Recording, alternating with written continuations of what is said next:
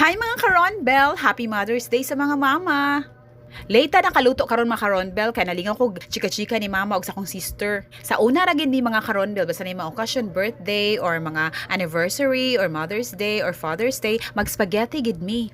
Surely for long life para namo. I know, lain-lain mo celebration ron, naliyog dagat, naliyog pool, or nasa restaurant, or nasa hotel.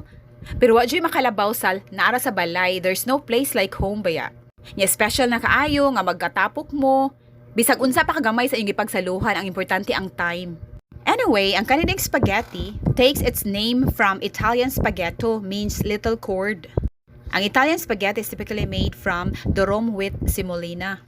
According to verywellfit.com, specifically ni Sharon Lemon MS, kani siya kay energy dense kini siya. Low fat siya na siya protein, vitamins and minerals, source of energy, fiber, and nutrients.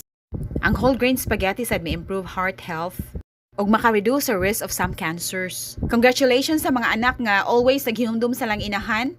Gitratar as special nga babay sa ilang kinabuhi. Remember, a mother is she who can take the place of all others but whose place no one else can take. Once again, Happy Mother's Day sa tanang mama diha. Ug mao kani Aron Belgams.